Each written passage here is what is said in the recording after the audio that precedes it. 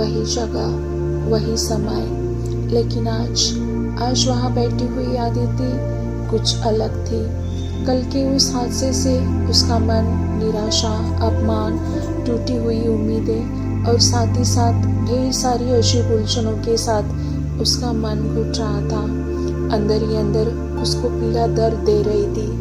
एक भयानक सत्य से वो वाकिफ हुई थी। उस सत्य के साथ साथ उसको आगे बढ़ना है या वहाँ से ही निकल जाना है, वो सोच में डूब गई थी।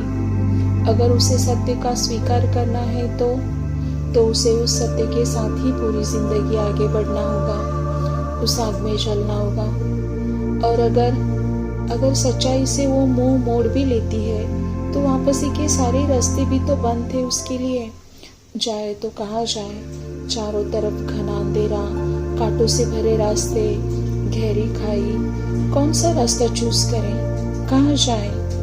आदिति का दिल और दिमाग दोनों भी सुन्न हो गए थे। और अगर इससे आगे निकल भी जाए तो आगे क्या ही होगा? कौन समझेगा उसको? इससे अच्छा सत्य को स्वीकार करते हैं। आदिति की ये अग्नि परीक्षा थी। अगर इस अग्नि दिव्य को वो पार करके आगे निकलती है तो आगे स्वर्ग सुख का प्राप्ति हो सकती थी उसको। सीता माता जैसे वो इस परीक्षा को पार करके आ भी जाएगी। उसके लिए उसे बहुत सारे बलिदान देने होंगे और सबसे बड़ा संयम और धीरज पे उसको काम करना होगा। चारों तरफ ऐश्वर्य और विलास है, लेकिन उसको अपने मन को काबू में रखना होगा। आदिति मन ही मन हंसते हुए बोलती है, कितनी अजीब मोड़ है ना मेरी जिंदगी का, और ये सब मेरे ही नसीब में क्यों? एक स्त्री द्वारा किए गए अपराध की सजा दूसरी स्त्री को भुगतनी पड़ रही है। कितनी बेबस और लाचार हूँ मैं। सच में उसको राघव की बुआ पे बहुत ज्यादा गुस्सा आने लगा था। उनकी वजह से ये दुख मेरे नसीब में आया। शायद यही मेरा दुर्भाग्य था। जाने भी दो ना आदिति, कितना सोचोगी आप? सोच के सिर फट जाएगा। आदिति ने खुद को ही समझाने की कोशिश की। थोड़ा समय से काम लेते हैं, धीरे धीरे सब ठीक हो जाएगा।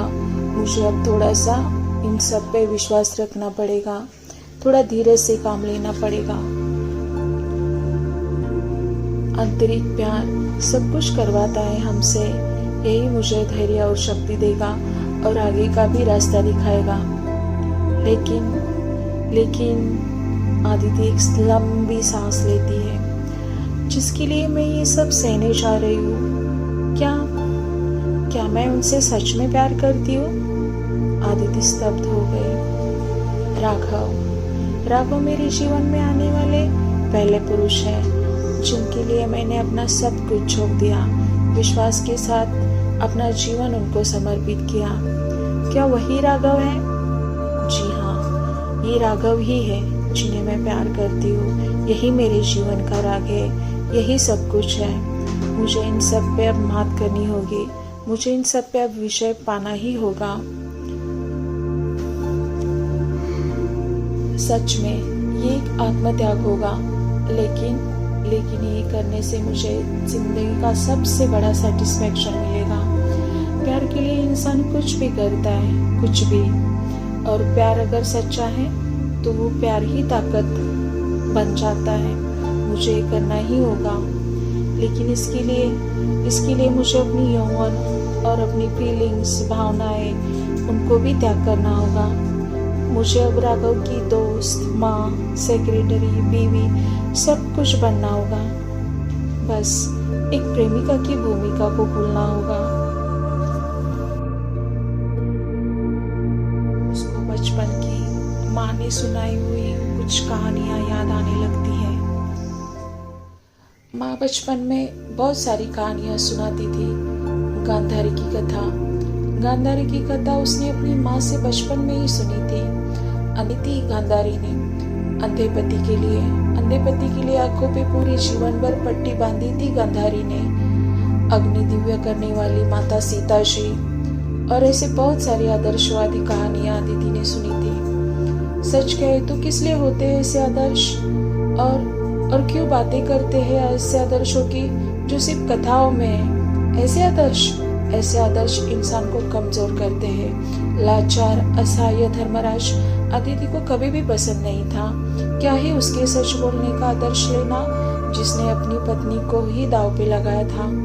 और द्रोणाचार्य को तो वो कभी भी गुरु नहीं मानती थी। ऐसे गुरु को क्यों गुरु मानना जो अपने ही शिष्यों में भेदभाव करे।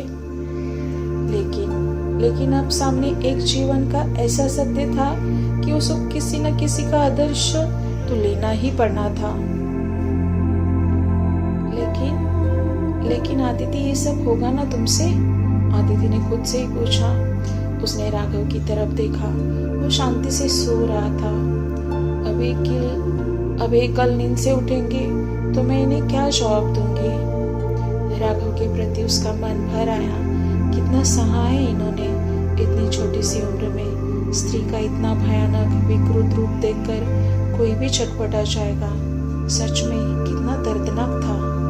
और उसने सच ही तो कहा। नारीत्व के शुभ रूप का साक्षात्कार ही राघव को इन सब से बाहर निकाल सकता है। जी हाँ, ये बिल्कुल सच था। उसी से राघव को हृदय खिल उठेगा और वो उस भयानक कालकोठरी से उसको राहत भी मिलेगी। तभी वो चैन से जी पाएंगे। और उनका खिलना मेरे लिए बहुत जरूरी है। एक पत्नी की खुशी उसी में तो है। आदिति दृढ़ निश्चय के साथ उठ जाती है। उसने अपना मन अब पॉजिटिव बनाया था। उसमें एक पॉजिटिव ऊर्जा आ गई थी। वो राघव के पास आती है और उसका सिर अपने गोद में लेकर उसके बालों को सहलाने लगती है। अब वो थोड़ा निश्चिंत हो गई थी। अगले 4-5 दिन राघव और आदिति कश्मीर में घूमते रहे। अलग अलग जगहों को उन्होंने विजिट किया। उस दरमियान उन्होंने अपनी मनाली डायरीज को भी ताज़ा किया था।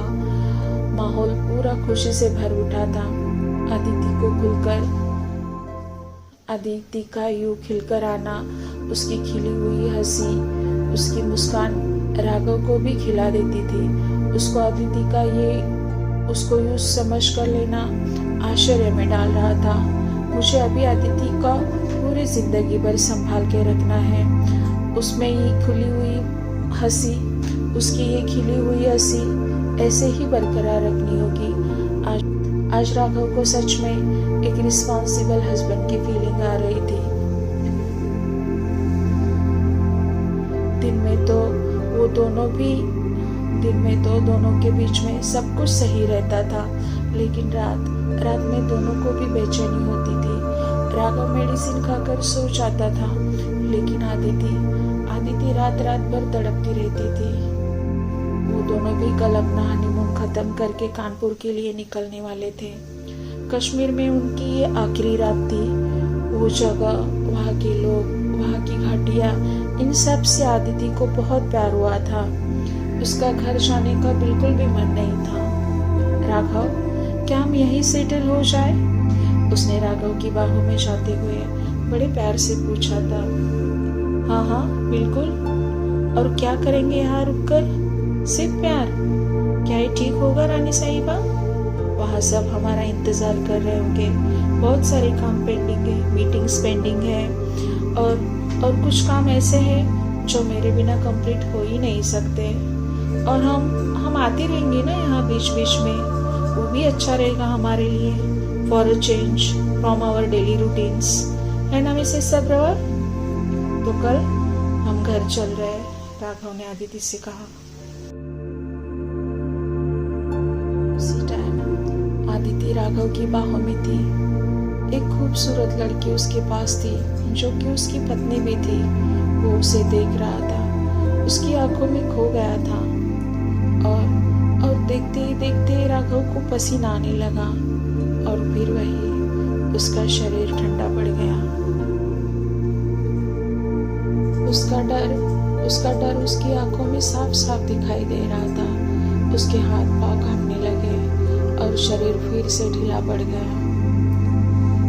और जब तक आदिति होश में आती, तब तक थका हुआ मन और ठंडा पड़ा शरीर लेकर राघव पलंग पे जाकर सो गया।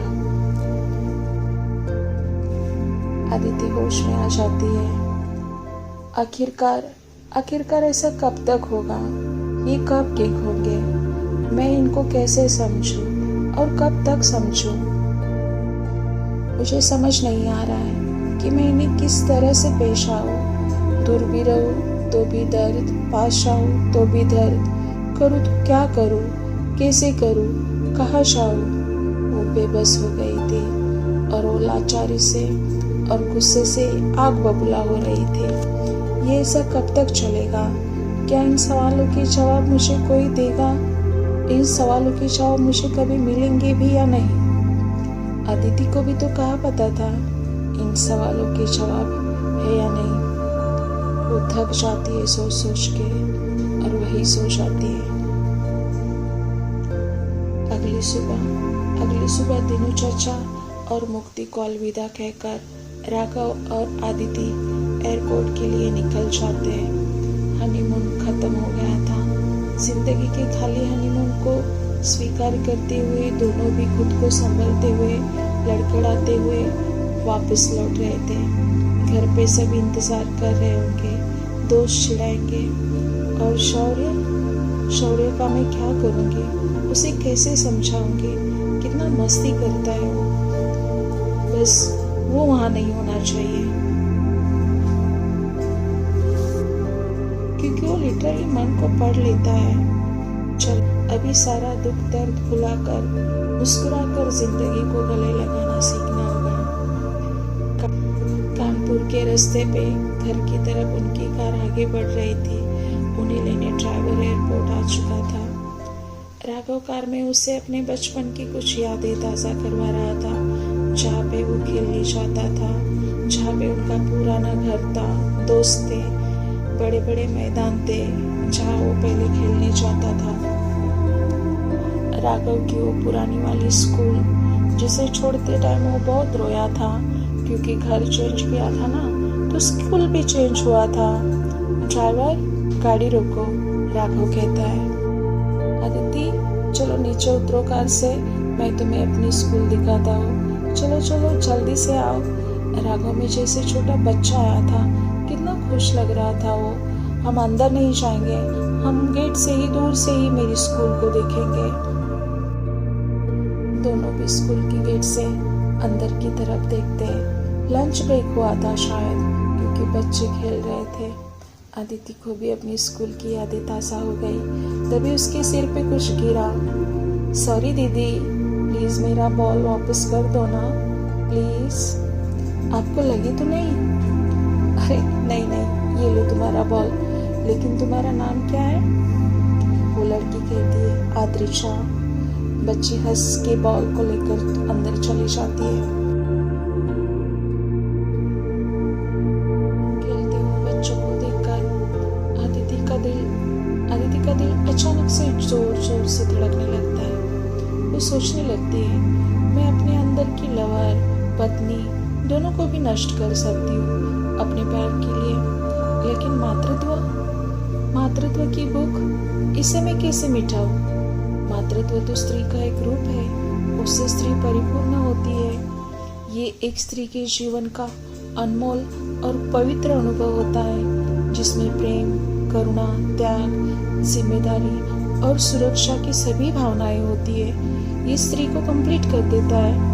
मातृत्व तो हर एक स्त्री का अधिकार है, वो मैं कैसे छीन लूं अपने आप से? अगर कोई महिला बच्चा पैदा नहीं कर पाती तो समाज उसे बांझपन का धब्बा लगाता है, उसका जीना मुश्किल कर देता है, समाज में उठना बैठना मुश्किल कर देता है, नोच खाता है उसे। बोल बोल के प्रकृति द्वारा दिया गया अभिशाप है बांझपन। वो मोहर मैं अपने माथे पे कैसे लगने दूं? मैं कैसे अपने मातृत्व के अधिकार को अनदेखा करूं? मेरी कुछ भी गलती ना होने के बाद भी मुझे इस दाग के साथ जीना पड़ेगा। समाज को कैसे बताऊं कि मेरा कोई दोष नहीं है इसमें? क्या मैं ये बता पाऊंगी? नहीं, कभी नहीं। इसीलिए तो स्त्री को कमजोर कहा जाता है। यहीं पे आके वो कमजोर हो जाती है। अगर स्त्री बच्चा पैदा करने में कमजोर है, अगर उसमें कुछ दोष है, तो लोग तुरंत पुरुष को दूसरी शादी करने की सलाह देते हैं, क्योंकि उनको अपने वंश को आगे बढ़ाना होता है। ये भी तो बोझ उस पर होता है। अगर वो इसमें कम पड़ जाती है तो समाज उस पर कीचड़ उछालता है। ऐसी सिचुएशन में क्या करना चाहिए मुझे? राघव के प्रति प्यार, नफरत, करुणा, सिंपैथी, ऐसी कई भावनाओं के साथ उसका मन भर आया। चलिए रानी साहिबा, घर आ गया, राघव ने जैसे उसे नींद से जगाया हो। बरामदे में खड़ी थी और वो दोनों भी अपने घर सब्रवाल मैंशन अपना हनीमून खत्म करके पहुंच चुके थे। उनके स्वागत के लिए सामने निर्मला जी आरती की थाल लेकर खड़ी थी। उनके साथ राघव के सेक्रेटरी भी थे। राघव और आदिति उनका आशीर्वाद लेकर अंदर घर में चले जाते हैं।